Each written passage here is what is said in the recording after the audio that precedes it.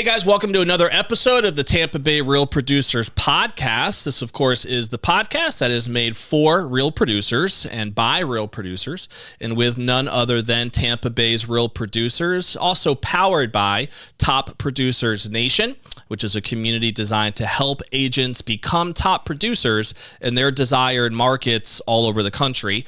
Today, our guest is Honey Weidman. How are you, Honey? I'm great. Thank you. Yeah, I just love saying your first name, you know? It's just sweet, you know? Honey. So it's good to have you here. Honey and I actually had a chance to meet recently at one of our MVP socials, because if you might see her looking familiar, it's because she was featured in our last issue of Tampa Bay Real Producers as a featured agent. Had some great photography work done in there, very colorful photo shots I remember seeing. That's right. And so I got to meet Honey and her stud husband at our MVP social here in Tampa just a few weeks back. So it was cool to hang out with you a little bit and give you the gift that we had laid out for you. So good to have you on the show. How are you? Thanks for having me. Very well, thank you. Yeah, absolutely. We'll start a little bit with your background for people who might not know you that well. I know that you're currently working with Keller Williams, but why don't we start with your background, which I think yours is fascinating, growing up in New Zealand. Yep. Why don't we talk a little bit about that and when you started getting interested in real estate, how you came to the States. We'll start there. Sure. Yeah, I am from New Zealand. I spent 20 years of my life in New Zealand and relocated to United States in 1995. And what brought you here? My mother is a university educator, and she was offered a one-year contract. So she and my father and my younger sister came over, and they extended to a full-time position, and I came as well. So were you kind of excited to come at the time, or do you remember feeling like, oh man, this is going to be a big change, what were the emotions you were going through? Yeah, I mean, relocating across the other side of the earth is a big deal. Change. It's a big deal. But it was a wonderful opportunity for me, and I often think of my life, what it would have been, which I'm sure it would have been great, but it would have been just very different. Sure. So it was honestly the best thing that ever possibly could have happened, and put me on the path to all of the wonderful things that I've been able to see and do and experience. Now, you didn't know your husband yet. No. Okay. So how old were you when you came over? I was 20. You were 20. Okay. So bright-eyed and bushy-tailed, ready to take the world by storm, right? Yeah. And what was your intent when you came over? What were you looking to get involved with right away? Well, I had not started university at that point. New Zealand has a bit of a different culture around that. Some people take a couple of years off and they do it. It's called their OE, their overseas experience. Okay. I was just doing that without traveling, I think, and I had a job. But I wasn't excited about anything. I was probably kind of lost as a 20-year-old without my family living in the same country. Yeah. So my plan when I came over here was to initially travel the United States, because as a little girl, just thinking of being able to do that was unattainable. Sure. I started working at the Outback. Okay. Because why would I not? That's a perfect fit. They must have hired you right on the spot, They did. huh? I didn't need to interview. You're going to do very the much. tables. Yeah, I was the hostess. Yes. Even though I was from New You are Zealand. the face for everybody that walks in this restaurant. Yes, they thought I was Australian, so it was fine. So I worked there, and then I started college. I started in my interior design degree. Okay, cool. Where'd you go? I started out at Eastern Michigan University and found that there was a better program at a private school in Grand Rapids, Michigan. So I transferred to Kendall College of Art and Design, where I got my degree, my Bachelor of Fine Arts. So you've had a little bit of a passion for interior design, have an eye for that kind of thing? Yeah, and so most people think interior designers are decorators. Yeah. And while we are good at that, it's actually an education, like 4-year college degree where you learn how to draw plans and read electrical plans and plumbing plans, and it's kind of less exciting perhaps than one might think. However, I'm a really detailed person, and I loved all of that. So I can see why that also would help you as an agent, for sure. Oh, for sure, yeah. Well, I can decorate, right? And I always say not a decorator, but I tend to work now with my clients only, my real estate clients only. I did work in the interior design industry for 20 years. Yeah. But now I work only with my real estate clients, helping them figure out what could happen to a house, hard finish changes like kitchens and flooring and that kind of stuff. Sure. And how much it might cost, how much value it might add. Yep. And then that's on the purchase side, and then on the sales side, what do we need to do to this house to make it Max value. the ROI? Yeah. Yeah, no, it's all very important information, I would think, for anybody who wants to work with somebody who's an expert as an agent. That's stuff that's going to make them more money, like you said, if they're selling. Yep. And then on the buying side, like what exactly the budget would need to look like to be able to get it to where they want it to be. Yeah. So that's all very, very important. And a lot of people get really overwhelmed at the idea. They have no vision, they can't see. And to be able to talk someone through that and say, okay, well, we could do this, and it's probably going to cost about this. People feel much more confident making a purchase when they have some kind of vision. And then I help them, too, as their designer to make those changes if they purchase. Makes sense. Yeah. When did you find yourself getting interested in real estate? How did that happen? Well, it's funny because I worked in the interior design industry, actually in commercial furniture and healthcare for a very long time. My husband got, we started being relocated around the country with his job.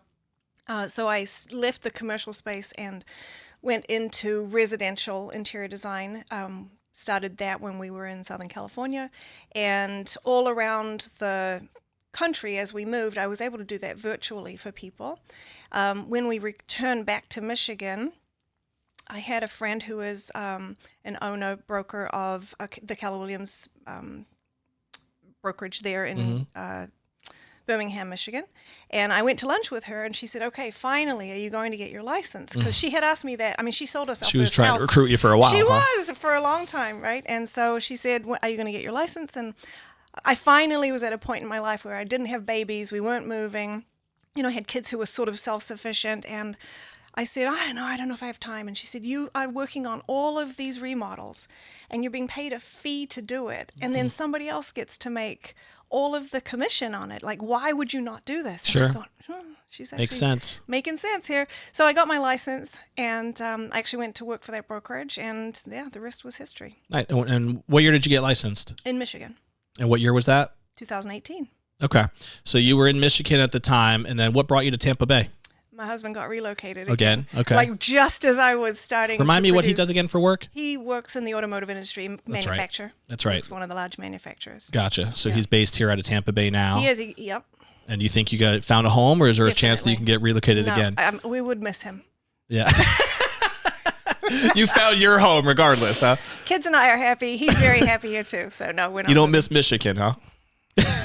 Zero. I was just up zero there. My misses. buddy lives up there for a golf trip. We spent a week up there, but in the summer is beautiful, I'm sure. Sure, Tons of yeah. lakes and everything. But Yeah. yeah, Tampa's pretty. You live in Tampa or St. Pete? Tampa. You're in Tampa. Chase, yeah. Okay. So it is pretty special. You know, Yeah. it's home now for sure. For sure. And so you've been here how long? This is 6 years. Okay. So you weren't in Michigan that long then after being licensed, it sounds like. No, I got my license, started producing. I was like on my way to be Rookie of the Year, and Yeah. we were like, okay, we got to move. And I was devastated. I was Just starting to get momentum, right? yeah, I was getting checks and I was getting clients, Yeah. and I had found something that I just felt really passionate about. Yeah. But I can do hard things. Of course. That's we that moved. tough New Zealand background, right? That's grit. Right. So when you came to Florida, did you have any contacts down here, any network? How did you get your business up and running?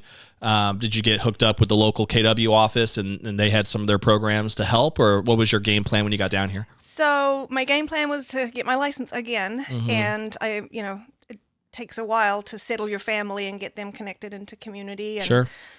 School and all that kind of stuff. So I got them situated, and then I got my license, and I just spoke to my friend, the broker in Michigan. I said, who do I need to connect with? And she connected me with the Keller Williams Tampa Properties office. Yep. I remember clearly having a phone call with Kimberly Horn, who was the team leader at the time, and we had probably a 5 or 10 minute conversation. She's like, you're good. And I was like, what do you mean? She's like, you're good. I'll start when you want. And I was like, okay, great. So I just plugged in there. But to answer your question, I knew my realtor. Yeah. That was the only person I knew. Yeah. She was and I still keep in contact with her to this day. She was a Coldwell Banker realtor because Coldwell Banker does a lot of relocations, Sure. corporate relo. Lovely person. And that was the only person that I knew. I didn't have any friends. I didn't have any family, nothing. So how did you approach that? What was your first strategy or plan? Well, my plan has always been to be embedded in community because that's what my family needs. When you are a relocation family and every 18 months to 2 years you're pulled out of your life and Yeah. put into a new one, you just have to be really mindful about setting everybody up for success. So being involved at school, making sure that they had activities, being involved in my neighborhood, meeting friends. And we were super lucky because our neighborhood was very welcoming. Yeah. And West Chase has a lot going on too. Yeah. We used to live there actually as Yeah. well. There's just a ton of different community events and Yep. functions and Yep. opportunities to be able to do that. yeah, so I always share with agents when they say, I moved here, I don't know what to do. I started making sure that I knew everybody in my neighborhood. Yeah. And as many people in the community that I could, but not from a I want to sell you a house mindset, but Sure. I want to make a friend. Of course. I need some people Yeah. here. People like to do business with people that they like and know anyway, right? Yeah. Do you remember production wise what those numbers looked like in your first full year here in Tampa? Yeah, something like maybe $5 million. Okay. Which I knew was just the beginning. Sure. It's fine. And I wasn't on any kind of deadline. I wasn't, people talk about realtors having commission breath. Yeah. I've never had commission breath Right. because it's just not the way that I look at it. And I just focused on, okay, who can I help next? And that just grew and grew. And so has it always been just organic growth? Have you ever done anything else in terms of paid ads or leads or any other programs? It's open houses. So it's Sure. really, Okay. So open houses. So you've used open house practices. Yeah. That's what I do to this day. Okay. There's this word farming, right? You Yep. pick an area that you Is West Chase still focus that on. main area for you? Portions of it. Yeah. But I'm more interested in creating real relationships with people, and they see what I do and they want me to help them, and then I help them. Sure. But I've never done paid ads or leads or anything like that. Mm-hmm. I do open houses. I'm very active in the kids' schools, as far as not like PTA stuff, but band booster. I volunteer. I do as much as I can. Mm-hmm. You'll always see my banner on the football fence, Mm-hmm. and me in the bleachers at the game, supporting the marching band and doing that kind of stuff. Is there one niche at all that you found that you've had a lot of success with in serving, whether that is maybe parents from your school, kids schooling, or other types of communities that you've tapped into that have worked really well for you? My design background has really drawn me together with people who are interested in that kind of thing. So I tend to work in the higher price point homes. I work with luxury custom home builders doing pre-construction. Those are often people that I meet at open houses. Yep. I pick up buyers from open houses and sell them $1 million, $2 million homes. It's not at all unusual because that's the language that I'm speaking. Yep. And typically those people are looking for that conversation. That makes a lot of sense. How often do you guys do open houses? How often is that part of your plan? If I have a listing, it's open every single weekend as many times as I possibly can. Okay. It becomes more challenging when you have more than one house Sure. listed, right? So I call on my team members from Keller Williams Tampa Properties. There's always agents in our culture who are willing to help with open houses and hold the same level of event, if Yep. you will. They're not going to have the same conversation as me, but they'll find their own people. Sure. And we're working really hard for sellers to get their house exposed and open and available. So even if it's not your own listing, it sounds like you're also actively engaged in other open houses Absolutely. throughout people through the office. Yes, and I've always been really specific about where I want to work because I see these agents running all over town from side to side of the bay, and those are the first agents that say, I'm just so busy, I'm so exhausted, and I'm not doing the kind of work that I want to do. Because I wanted to be very focused on my family and, a 16-year-old and a 14-year-old now, they need, focus. Yep. Even though they're more independent, I wanted to make sure that I was listing and selling. Selling is different because I will go anywhere in the Bay if I have a buyer. But listing my homes, I really want them to be in my local area. Sure. Because I focus a lot of time and effort on building those clients. Yep. And I want to be an expert too. I can't possibly be an expert of every area in Tampa Bay. Of course, I can sell you a house there. Yeah. But I can't tell you about every single neighborhood. I can't tell you about all those things. It's the whole be a big fish in a small pond philosophy, right? Just want to if be you useful. Can, be known in that local market. Because like you said, every little neighborhood has its own feel, culture, vibe to it. And if you are completely stranger and foreign to it, you're just not going to be able to provide the same level of service as your backyard. Yep. So it makes a lot of sense. And I think that is a mistake that I see a lot of agents make, just because maybe out of desperation, they're just trying to take whatever is around rather than if you position yourself as an expert in even a geographic region, that starts to propel itself. That momentum builds. Yeah. Yeah, and then it makes sense when they see my face on the football fence, and then they see me at events, and okay, that makes sense. Yep. It wouldn't make sense for me to have my banner on, in Brandon. Totally. It doesn't make sense. And then there's plenty of good agents all over the Bay. Exactly. Yeah. We don't need to be driving all over. All trying to compete against each other necessarily. Yeah. And for those of you who might not know, the numbers that I saw anyway from our report last year was over 22 million in volume, averaging about even over $1 million per listing or $1 million per transaction. I think it was around 20 or so units. Does that sound about right to you? Yep. Okay. So, Honey, obviously in a pretty short period of time, we're only talking about 4 or 5 years. Has the business grown each and every year? Has that been kind of the experience? It has. And I think that can be an unrealistic expectation. And I'm a big believer in giving yourself grace. So yes, last year was fantastic. That was what the market was telling me to do, last year. I'll be totally fine if it's not like that this year. Sure. It's looking like it will be close. But I'm not going to beat myself up over it. Right. It's going to be how much work I put in and how much comes back.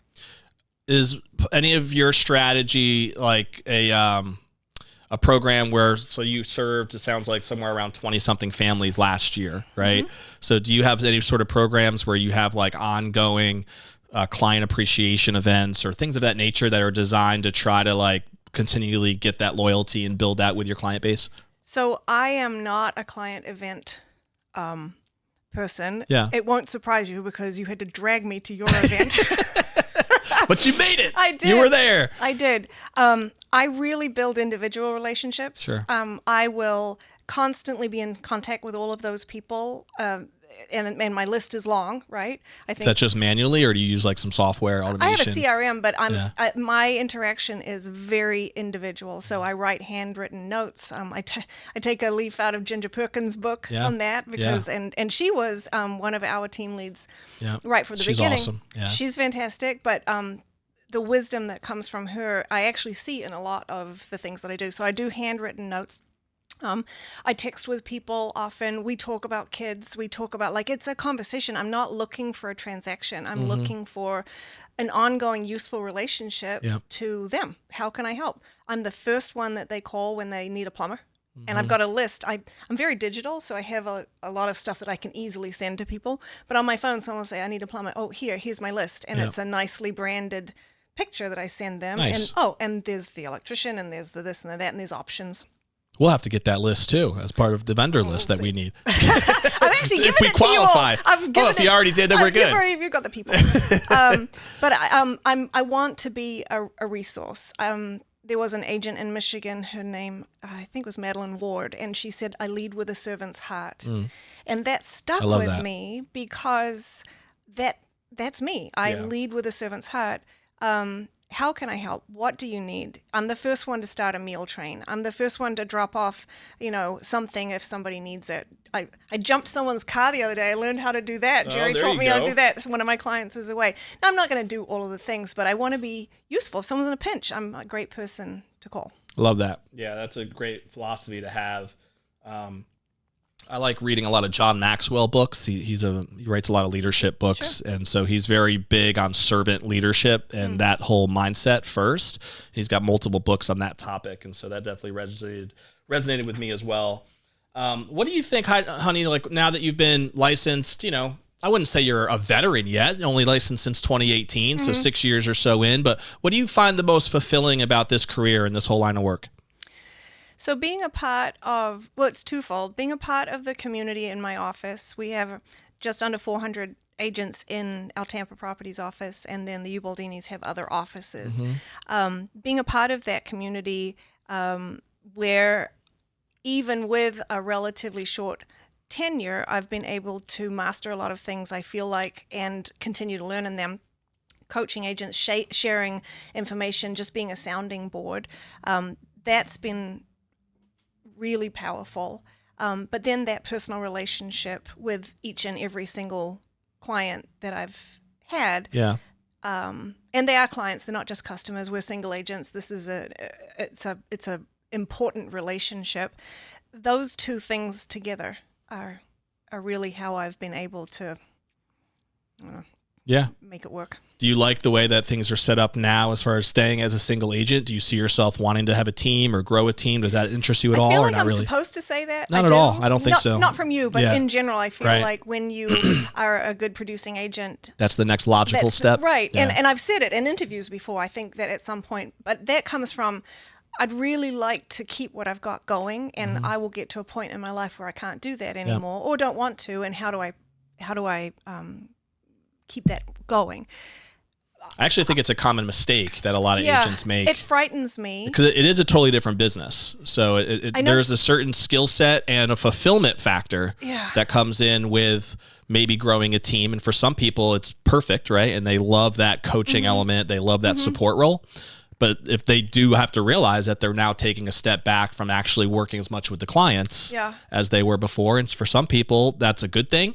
But for others, it's actually, they start to feel like this is not what I want my business to be, you know? So you have to really think that through. I know plenty of really good agents who have gone that route and then stopped it and come back. Sure.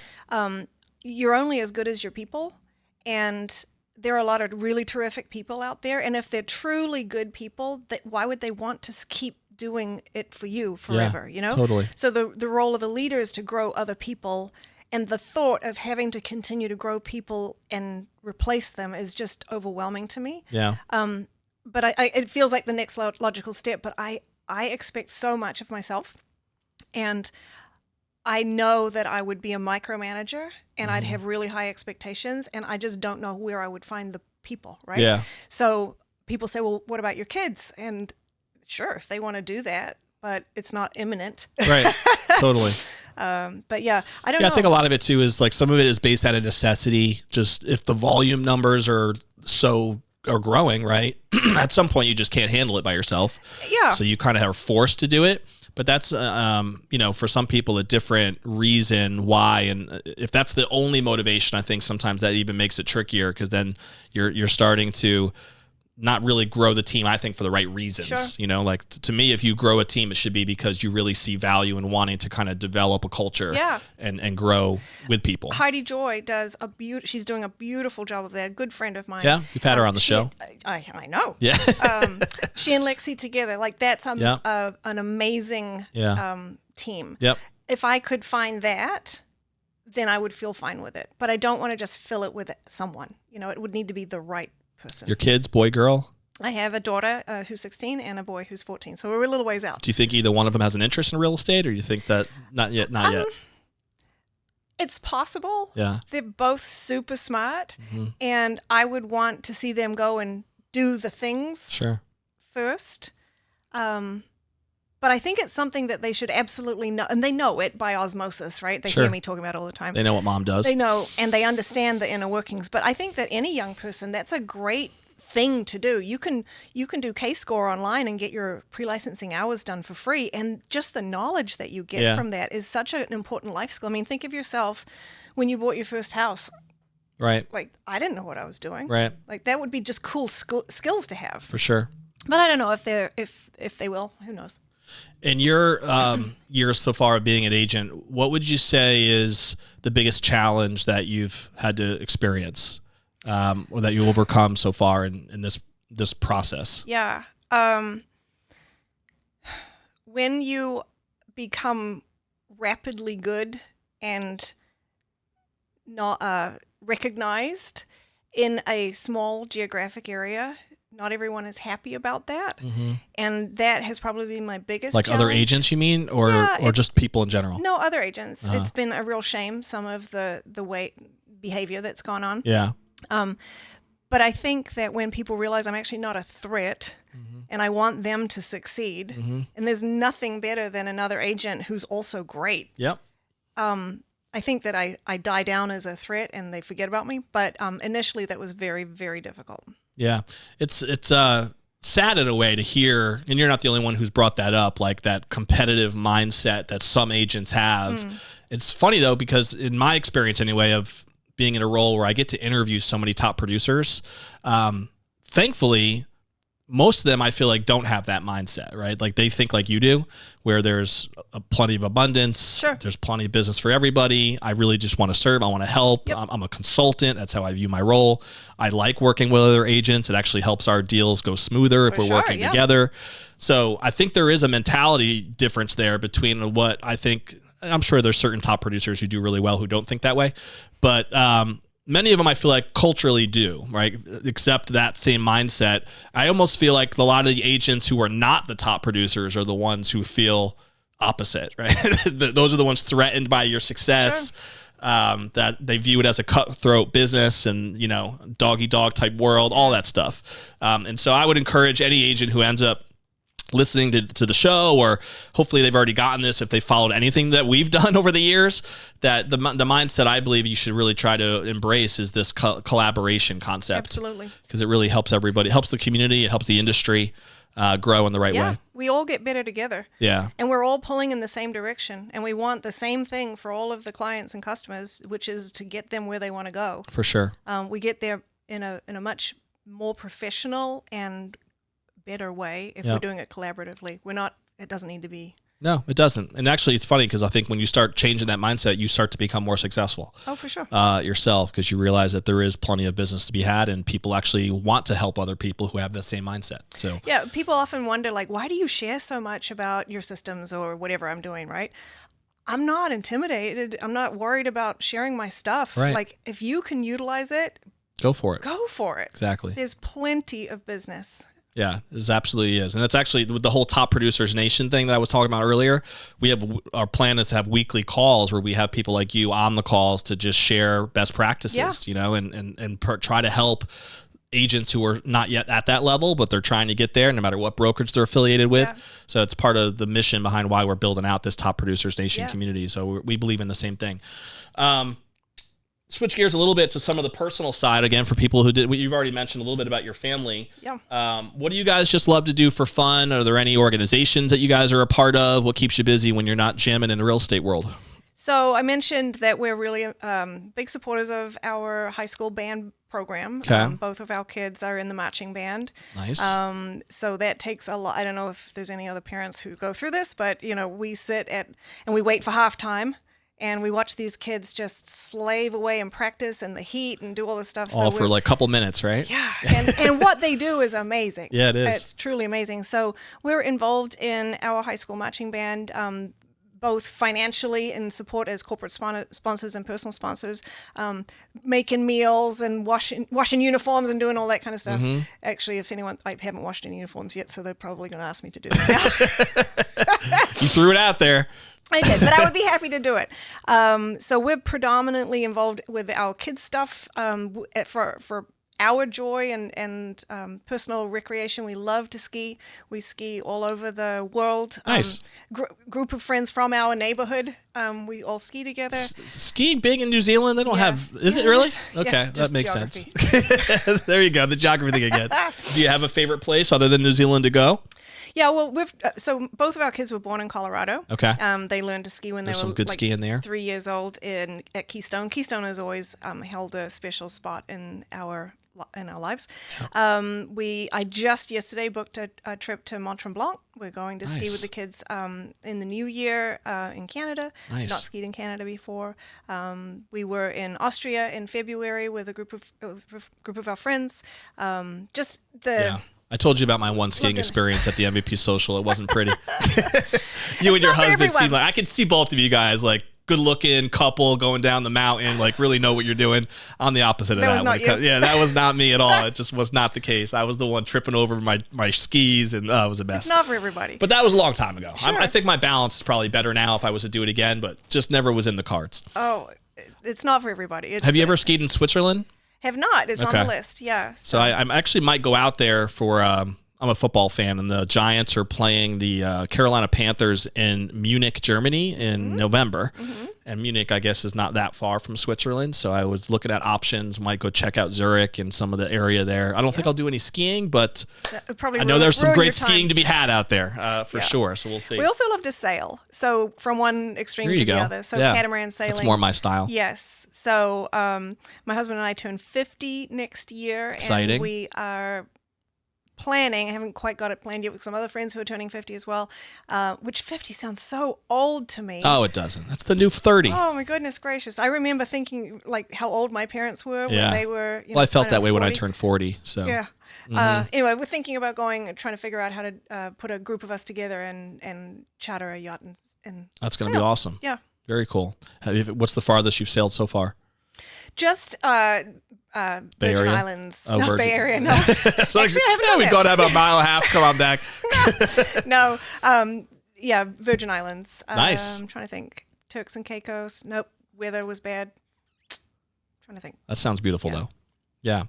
So a couple rapid fire things for people to get to know you a little bit, too. So do you have a favorite book, author, seminar maybe that you've attended that you feel like has made an impact on you personally or professionally? Oh, my goodness. I was just talking about this the other day.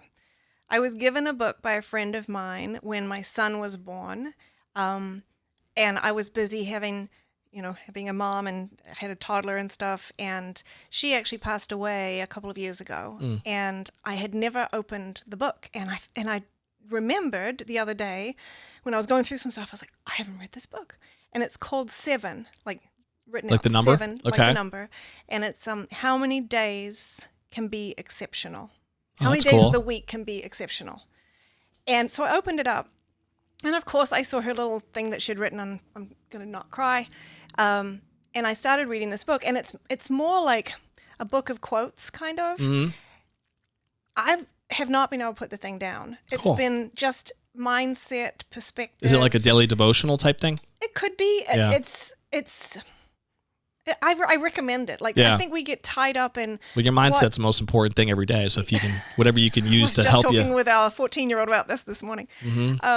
But I think a lot of us get trapped in thinking the only good reading is when I'm learning something and I have to have and it's got to be the MREA or it's got to be John Maxwell. It's got to be, otherwise it's a waste of time. But mindset, there are so many things where just changing your mindset will just fix the problem, right? So this has been... our perspective on how we view certain things. It's funny how the same challenge can be viewed so many different ways by different people. Yeah. And based on how you view it, it changes everything in your experience, I often liken what we do when we're talking with agents or when I'm talking with clients, like you're telling your kids the same thing, right? Like your mindset, I'm talking with another agent, like, let's fix your mindset because you believe and you're putting it out there. Same conversation with the 14-year-old, your mindset, you got to get it right. Otherwise your day's tanked. Real estate is a lot like parenting. Very much so. I can see that. I think any successful business probably is, right? The same principles are going to apply in whatever business that you're involved with that you would hope would apply to raising good kids. Yep. Yeah, very true. So that's a good book. I haven't heard that recommendation before. We ask everybody who's on the show for their recommendations, and that's the first time I've heard of that. So Seven. I'll have to check it out. I'd love to read. I'm an avid reader, and that's a topic that I'd be interested in. So and it's not like a chapter book. It's like a page, and it's interesting graphics, but it makes you think.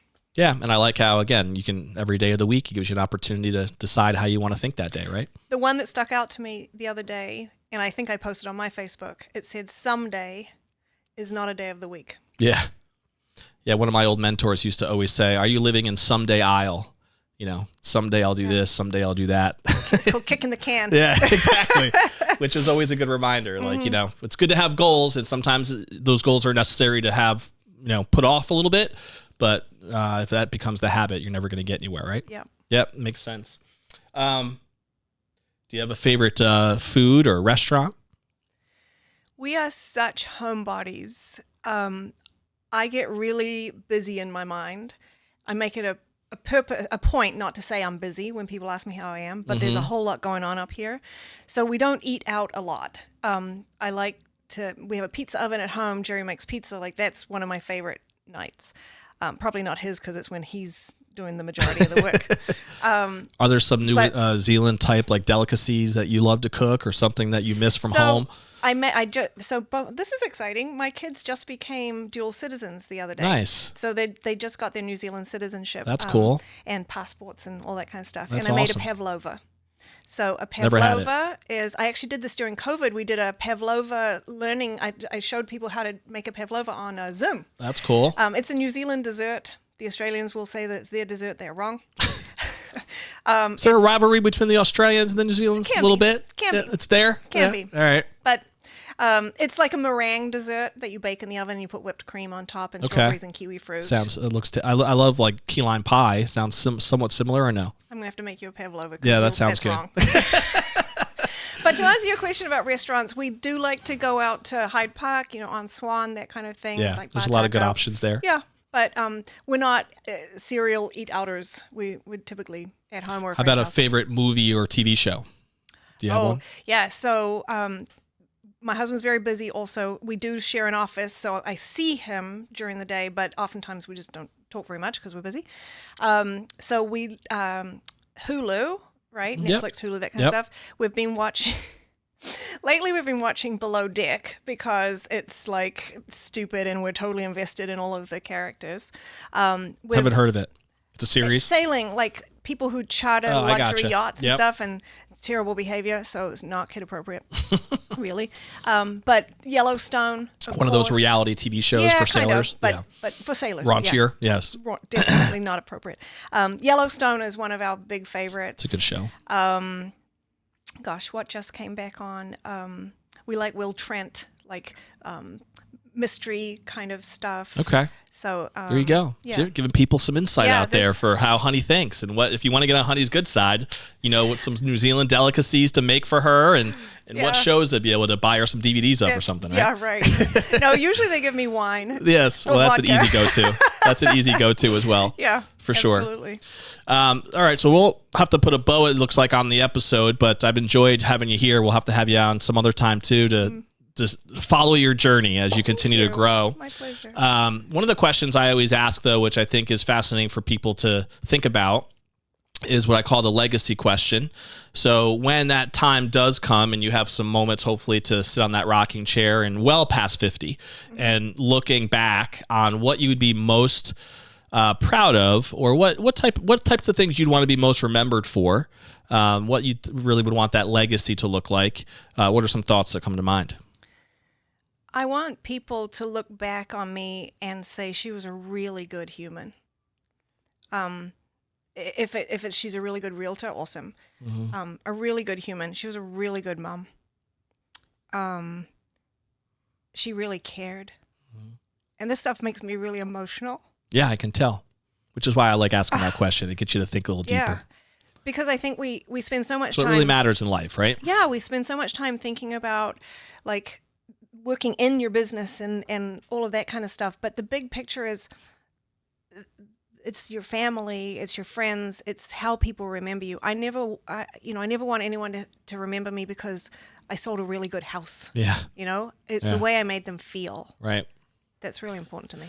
Yeah, I love that. It really is about the impact. I always find it fascinating when you think about taking a step back in the perspective of how long, we live, right? So there's like a mentor once told me once about the rule of 100, the idea that in 100 years from now, everybody who's on earth right now is pretty much dead, right? So it's like you have a 100-year window, ideally, for most people will live, of course, even shorter than that. But what impact can you potentially make where you actually will be, that impact can be rippled down, beyond that. And the only way to really consider that is the impact you make on other people, 100%. Right? And whether it's not going to be about the number of houses that you sold during that time frame that's going to make you memorable, but the legacy that you can leave to make an impact in people's hearts, that can be transferred over and transferred down through your family and through friends, and that's what you were talking about. So I agree wholeheartedly with that being the focus, at the end of the day. And I think it's easy to lose sight of that and lose our perspective on that when things don't go well, don't hit our goals, and we're frustrated by this, that, or the other thing. But that perspective, I think, is really what should drive us. And sounds like your book 7 even can help a little bit with keeping the right mindset to get there. So it's been a real pleasure to have you on the show, and I hope people were able to steal some nuggets from your business experience. But if somebody wanted to follow up with you, Honey, pick your brain a little bit about your open houses, your community approach, Sure. anything really related to your story, what's the best way for them to do that? Yeah, I'm always open for conversation, and I'm big on social media. You can find me at Honey Weidman Tampa Realtor on all of the outlets, or you can call me, and all of my information is on my socials. Easy. Yep. Yeah, we can throw that too in the description as well. So it's great to have you here. We end every episode with a challenge to the audience. So whether you're listening on any of the podcast platforms, you're watching any of the videos through our YouTube channel, wherever it may be, what is one particular thing that you can do from this conversation today with Honey that will propel you forward personally or professionally? It could be as simple as ordering that book 7 as something that you might want to go through and read and make that part of your daily routine. We're really big on daily routines here and trying to find the right ones that'll help you perform at your highest capabilities. Or you might just need to pick her brain a little bit about, how she's involved with these open houses, or how she's worked with some of these pre-construction developers, and how she's averaged over $1 million in her transactions in just a few short years. Like, she's developed a nice niche there, and that could be something that you might want to replicate, right, in your business. Maybe you heard something that she said about just her approach or her mentality about community that you thought that opened or changed your mind on how you should approach your community and what that community is. I know we talked a little bit about the importance of targeting the geographic area and not just running all over the place. But what is it for you? Like, what's one action step that's going to help propel you forward so that the time you listen to this, whether you're in your car listening or you're able to watch this, will make it worth it? If you don't take any action, then you're going to forget most of what just happens and nothing's going to change. So take an action step, at least one thing that's going to propel you forward. And then, of course, that time will be worth it. Check us out, of course, at topproducersnation.com. If you're somebody who would like to get more a part of a community that's supportive of agents that help you grow, topproducersnation.com is a place that you can go to learn more about how to join a community like that if you're an agent who wants to be a top producer like our guest today. So thank you for being here. We're going to have, we'll sign off now, and we'll see you on the next episode of Tampa Bay Real Producers. Bye.